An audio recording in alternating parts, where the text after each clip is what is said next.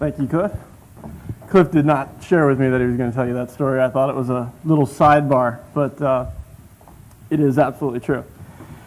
I'm not going to stand up there because it seems it's kind of a very small stage and we got these screens pretty far apart. So what we're going to be talking about today is the top initiatives that you guys need to have next year to make sure that your internet efforts are the most effective. If you read the title, it said the top 10, but I only found out last night that this was 50 minutes, so it's going to be the top 7. When you look at the internet grows essentially in dog years. So every year that we progress as individuals, the internet probably grows 7 times that speed. If you go back to 2006, Google had 2 billion searches every month. In 2006, I think we'd all agree that the internet was a pretty important part of our business. In 2008, they had 60 billion searches a month. That's a 3,000% increase in search traffic in just 2 years. Top of that, it went from 2 keywords per search to 4.2. So the growth is tremendous and it's exponential. We're not just doing more of it, we're doing larger quantities of it. We're searching for longer keywords, we're searching more times, we're searching differently than we've ever searched before. As a matter of fact, they say 25% of the searches that go into Google have never been in there before.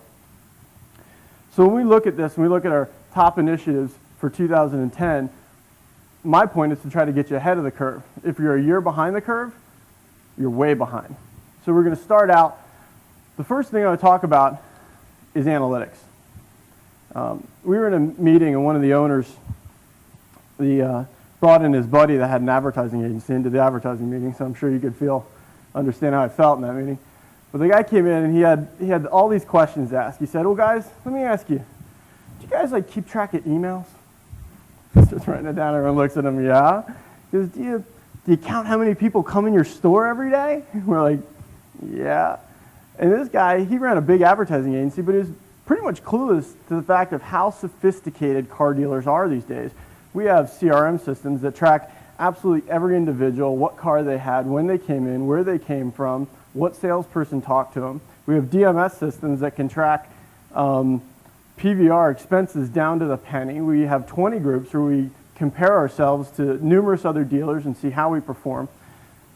We've got a very sophisticated set of applications in place, but the one area most dealers fail miserably at, and I don't mean to say that to offend you guys, but most dealers do fail miserably, is their web analytics.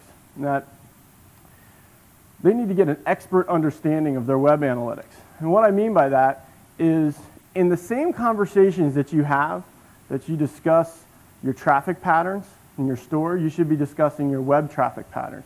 Everybody who's in here is a general manager or a dealer principal?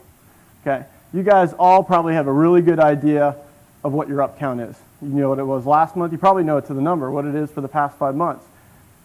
A lot of you guys might not know exactly what your visitor count or your average time on site is, or the number of page views or the pages of visits you have, or what your top visited content is. And it's just as important. 74% of the people looking to buy a car from you are going to go on your site.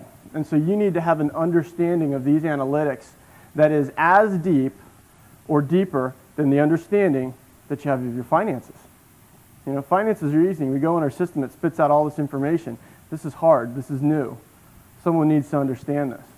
So beyond the simple things that I think we all pull out of our web analytic packages, visitors, unique visitors, time on site, pages per visit, stuff like that, there's really some more advanced statistics that you need to understand. You need to understand your benchmarks. What is the average time on site? That way when you see a traffic source and you see what the time on site for that is, you understand whether that's good or bad. Kind of like you put an ad in the newspaper and you know how many calls you typically get off it, and you try a different newspaper and you can say, well, that didn't work, we didn't get the same number of calls. You need to have that understanding of your statistics so that when you see the statistics, you understand them, whether they're good or bad. You need to have goal conversion rates. What are important things to happen on your site? And I don't just mean lead conversions. I mean, what are important things that happen on your site? Do people search for cars?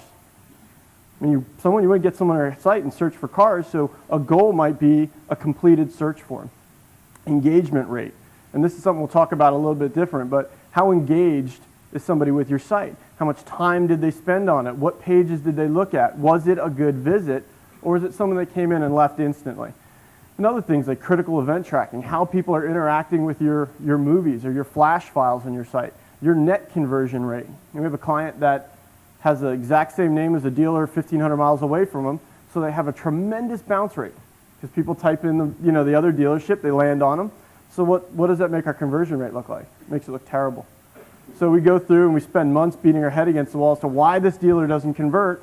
You understand there's a net conversion rate. Once you take out all this fluff, this mistaken traffic, that the conversion rate's actually fantastic. And you need to set your KPIs, your key performance indicators, and generate a good CPL or CPA. Now, we recommend to do that Google Analytics. There's a couple reasons, and you're probably somewhere in this convention, you're gonna have a class on Google Analytics. And so I'm not gonna go into specifically how to do it necessarily, but I will tell you that this is probably the package that'll be the easiest for you to install and get this information out of. So you need to implement it or improve it. First off, Google Analytics offers capabilities far beyond any dealer's use. It is an enterprise level analytic package. Companies like Hardee's, the New York Times, the Huffington Post use Google Analytics. And these are big companies that do a tremendous amount of web traffic, and they look at this package and get enough of it. If you look in the forums and you see people who compare this to Omniture or some of the paid applications, there's great debates about which ones are better. But the fact of the matter is, if there is a great debate about which one's better, it's probably very comparable. Google Analytics has capabilities far beyond any of your use, and you're going to get absolutely and positively everything you need out of it. And it's got unique capabilities that aren't found in the web packages that most of the providers provide today. Most of the providers provide pretty good packages, but the fact of the matter, it's got some very specific things that are critical to making it work. It's got URL tags, meaning you can put URL tags on inbound traffic so you can package it in your analytics and see what it is. For example, if you send out an email, 500 people, 200 people respond to it. In most packages, that comes out as 200 different referrers. You can use a URL tag to collapse this all into one response so you know how that traffic works. And there's a lot of other things. It offers independent, consistent statistics. And what I mean by that is I don't mean to insinuate that your web providers aren't providing you accurate statistics. They absolutely are. But what I mean by is they're consistent. Google counts traffic the same way on every site.